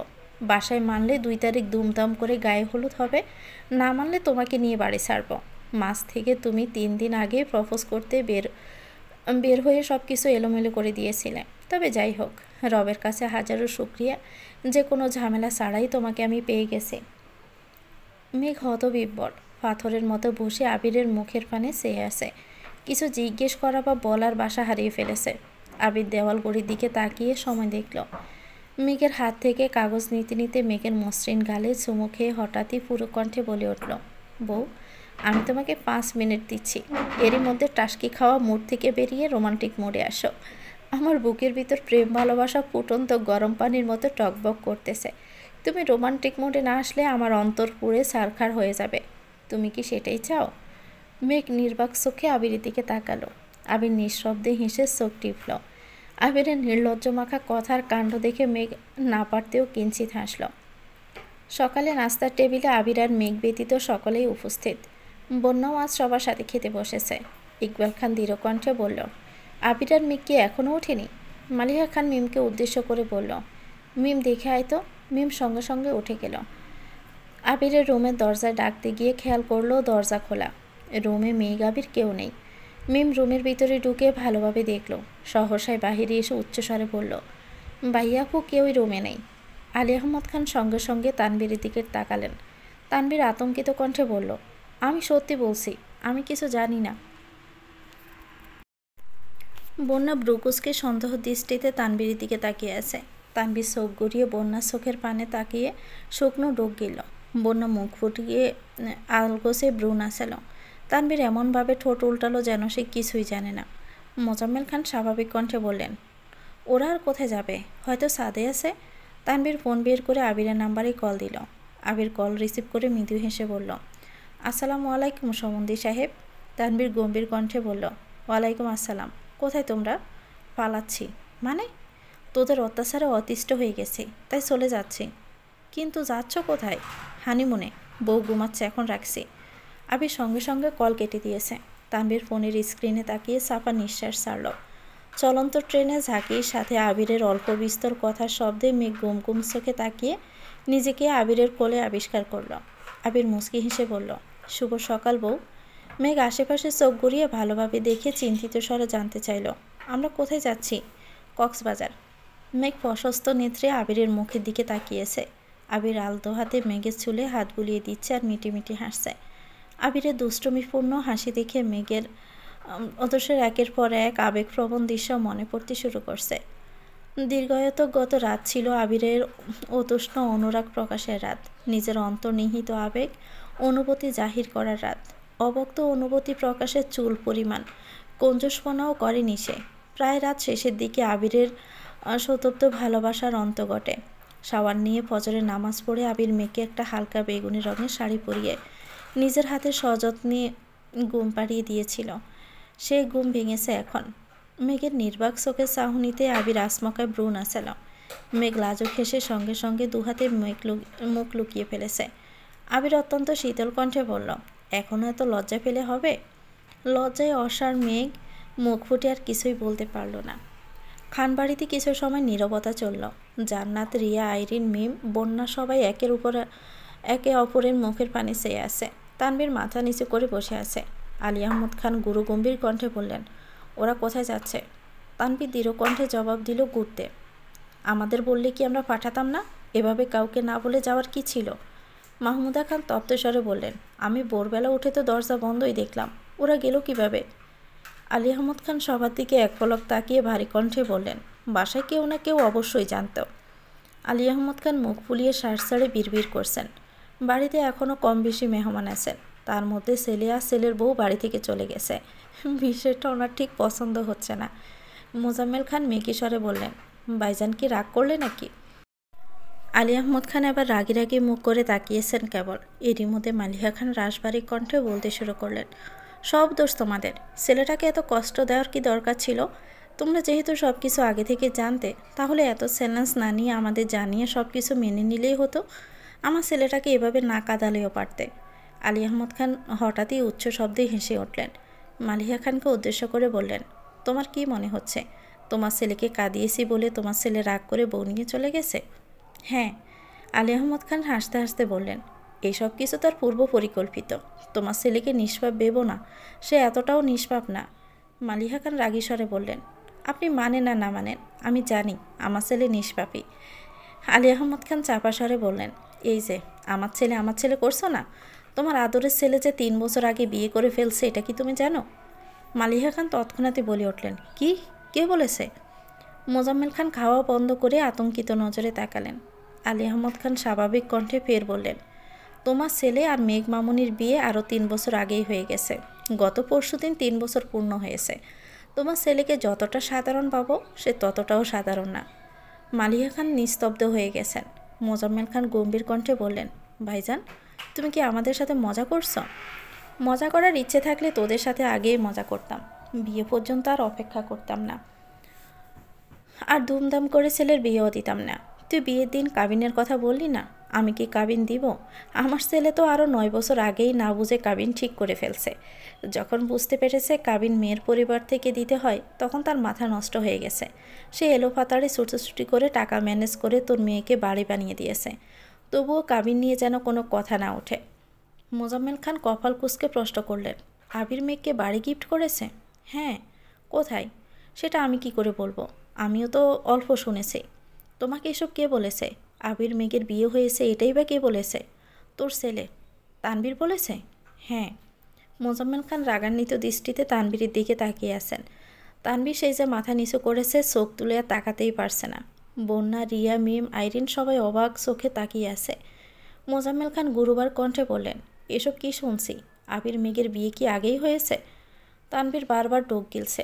আলী আহমদ খান মৃদু স্বরে বললেন, তানবীরকে কিছু বলে লাভ নাই, সে এক নির্বোধ, আর আমারটা ওর থেকে আরও বড় নির্বোধ। কিভাবে কি করেছে, কিভাবে করেছে এসব এখন আর জানতে হবে না, শুধু জেনে রাখ তোকে তোর ছেলে হারিয়ে দিয়েছে। মালিহা খান শীতল কণ্ঠে বললেন, আপনি এত কিছু কিভাবে জানলেন? আলী আহমদ খান মৃদু হেসে বললেন, তোমার কি মনে হয় এমনি এমনি বলে দিয়েছে? এত সহজ? সেদিন সন্ধ্যায় রাকিব, রাসেল আর তানভীর 3জনই আমার অফিসে গিয়েছিল। আবিরের পছন্দের কথা জানিয়ে আমাকে খুব করে রিকোয়েস্ট করছিল যেন ঝামেলা ছাড়া রাজি হয়ে যায়। যেহেতু মোজাম্মেল আমাকে আগে থেকে অনেকবার জানিয়ে রেখেছে, তাই আমিও সেভাবে রিয়েক্ট করিনি। রাকিবদের বিদায় করে তানভীরের সাথে কিছুক্ষণ কথা বললাম। বিয়ে নিয়ে আমার কোনো সমস্যা নেই, শুধু বলেছিলাম মাসখানেক সময় নিয়ে বিয়ের আয়োজন করতে হবে। কিন্তু তানভীরের ঘুরে ফিরে সে এক কথা, বিয়ে করালে 3 তারিখেই করাতে হবে। সে কারণ বলতে নারাজ। আমিও বারবার জিজ্ঞেস করতে লাগলাম। এক পর্যায়ে রাগ দেখিয়ে বললাম, সত্যি কথা না বললে এ বিয়ে আমি কোনো দিনও মানব না। তখন বয়ে বয়ে সে সব সত্যি স্বীকার করেছে। তোমরা এখন কি অবাক হচ্ছ? আমি তানভীরের কথা শুনে তখন হতভম্ব হয়ে গিয়েছিলাম। আমার ছেলের আস্পর্ধার কথা শুনে নিস্তব্ধ হয়ে গেছিলাম। ওই পরিস্থিতিতে রাগ দেখানোর অবস্থাও ছিল না। তানভীরের সাথে হুটহাট সিদ্ধান্ত নিয়ে আবিরকে রাজশাহী পাঠালাম, কারণ ও বাসায় থাকলে পরিস্থিতি আরও বেশি খারাপ হয়ে যেত। আবিরকে পাঠিয়ে সঙ্গে সঙ্গে আমিনার বাসায় গেলাম। আমিনাকে আবিরের কথা জানানোর পর সে বলে ওঠে, সে সব কিছু আগে থেকে জানে। তোমরা বিশ্বাস করবে না, আমি তানভীরের কথা থেকে আমিনার কথায় বেশি অবাক হয়েছিলাম। আমি গিয়েছিলাম ওর সাথে আলোচনা করতে, কিন্তু ওর কথাবার্তা শুনে আলোচনা তো দূরের কথা, ওর বাসা থেকেই সিদ্ধান্ত নিয়ে আসছে বাসায় কোনো প্রকার আলোচনা ব্যতীত বিয়ে হবে, আর 3 তারিখেই বিয়ে হবে। ইকবাল খান দৃঢ়কণ্ঠে বললেন, বাসায় বিষয়টা জানালে কি হতো? বিয়েটা আমার সিদ্ধান্তে হচ্ছে জানলে তোমরা কেউ সেভাবে রিয়েক্ট করতে না, কিন্তু যদি একবার আবির মেঘের বিয়ের কথা সামনে উঠে যেত, তখন সবার আগে বাগড়া দিত মোজাম্মেল, আর সাথে ওর মেয়ে। এজন্যই তানভীর আগে থেকে বলে রেখেছিল যেন বাসায় বা আবিরের সামনে বিয়ের কথা না ওঠায়। এখন যেহেতু বিয়ে হয়ে গেছে, তাই ওরা বাসায়ও নেই, তাই তোমাদের জানালাম। মোজাম্মেল খান মুখ ফুলিয়ে রাগী স্বরে বললেন, আমি জিতে গিয়েও হেরে গেলাম ভাইজান। আলী আহমদ খান ঠাট্টা স্বরে বললেন, তোকে তো আগেই বলেছিলাম, এত খুশি হয়ে লাভ নেই, কারণ আজ নয়তো কাল তোর জিত হারে পরিণত হবেই। মোজাম্মেল খান মাহমুদা খানের দিকে তাকিয়ে ভারী কণ্ঠে বললেন, তুই কি এই কথাটা আগে বলতে পারতি না আমাদের? সাহস হয়নি ভাইয়া, অনেকবার বলতে চেয়েও বলতে পারিনি। ইকবাল খান তানভীরের দিকে তাকিয়ে রুষ্ট স্বরে বলেন, তোর এত সাহস হলো কিভাবে? তানভীর মাথা নিচু রেখে বলতে শুরু করলো, আপনাদের মধ্যে বন্ডিং খুবই ভালো, আর আমাদের বন্ডিং খারাপ নাকি? আমরা ভাইদের জন্য আমি যা ইচ্ছে করতে পারি। আদি ঠিক কিনা বল? আদি এতক্ষণ খাওয়ার তালে ছিল, কে কী বলেছে সেসবে সে গুরুত্বই দেয়নি। আচমকাই তানভীর প্রশ্ন করে আদি না বুঝে সঙ্গে সঙ্গে বলে উঠল, হ্যাঁ একদম ঠিক। আলী আহমদ খান মৃদু হাসলেন, তবে মোজাম্মেল খান রাগে পোষপোষ করছেন। তানভীর চুপচাপ খেয়ে উঠে গেছে। এমন সময় রাকিব অফিসের জন্য রেডি হয়ে নামছে। কিছুদিন যাবৎ আবির ব্যস্ত থাকায় রাকিবকেই সবটা সামলাতে হচ্ছে। রাকিব নিচে আসতে আলী আহমদ খান গাড় গুড়িয়ে রাকিবকে দেখে গুরুগম্ভীর কণ্ঠে ডাকলেন, এদিকে আসো রাকিব। জি আঙ্কেল। তোমার বন্ধু কোথায় গেছে? রাকিব নির্দ্বিধায় জবাব দিল, কক্সবাজার। তুমি আগে থেকে জানতে? আগে জানতাম না, বিয়ের দিন রাতে জানতে পেরেছি। বাসার কাউকে জানাওনি কেন? আবির নিষেধ করেছিল। নাস্তা করেছ? জি আঙ্কেল। অফিসে যেতে হবে। ঠিক আছে যাও। রাকিব রিয়ার দিকে তাকিয়ে মৃদুস্বরে বলল, আমি অফিসে যাচ্ছি, তুমি জান্নাতের সঙ্গে বাসায় চলে যেও। রিয়া শান্ত স্বরে জবাব দিল, আচ্ছা। এত সময়ের মধ্যে বন্যা শুধু নিষ্পলক চোখে তানবীরের দিকেই তাকিয়েছিল, মুখ ফুটে একটা কথাও বলেনি। বন্যার বোন সকাল থেকে বারবার কল দিচ্ছে। বন্যা খাওয়া দাওয়া শেষ করে ব্যাগ গোছাতে শুরু করেছে। গত 2-3 দিন যাবৎ তানবীর বন্যার সাথে আলাদাভাবে কথা বলতে ছটফট করেছে, কিন্তু মিম আর আইরিনের জন্য সুযোগই পাচ্ছে না। তানবীর ঘুরে ফিরে মিমের রুমের সামনে দাঁড়িয়েছে। আইরিন সহসায় ব্রু নাচিয়ে মৃদুস্বরে বলল, কী ব্যাপার, এখানে কি চাই? তানবীর স্বাভাবিক কণ্ঠে বলল, বন্যার সাথে আমার একটু কথা আছে। কী কথা? আমাদের বলো। তানবীর আইরিনের মাথায় গাঁটটা দিয়ে গুরুগম্ভীর কণ্ঠে বলল, 3 দিন যাবৎ তোদেরকেই বলতেছি, সামনে থেকে সর এখন। আইরিন ঠোঁট বেঁকিয়ে বিড়বিড় করে বলল, এত অধিকার দেখাচ্ছ কেন? তুমিও কি গোপনে বিয়ে করে ফেলছো নাকি? তানবীর মৃদু হেসে বলল, ভাবছি। তানবীর রুমে ঢুকতে বন্যা আর চোখে তাকালাম। তানবীর মলিন হেসে বলল, তোমার সাথে কিছু কথা আছে। বন্যা গম্ভীর কণ্ঠে জানালো, বাসা থেকে কল দিচ্ছে, আমাকে যেতে হবে। সে না হয় দিয়ে আসলাম, কিন্তু তোমার সাথে কথাগুলো বলা প্রয়োজন। বন্যা ক্রোধিত কণ্ঠে বলল, আপনার সাথে কথা বলার মতো মন মানসিকতা আমার নেই। তো ভিউয়ার্স, গল্পটির নাম হচ্ছে আমির তো ভালোবাসি তোকে। এটা গল্পের 32তম পর্ব। পরবর্তী পর্ব পেতে চ্যানেলটিকে সাবস্ক্রাইব করে আমাদের সাথে থাকবেন। ভিডিও ভালো লাগলে একটি লাইক দিয়ে দিবেন, কমেন্ট করে জানাবেন কেমন লেগেছে। আল্লাহ হাফেজ, আসসালামু আলাইকুম।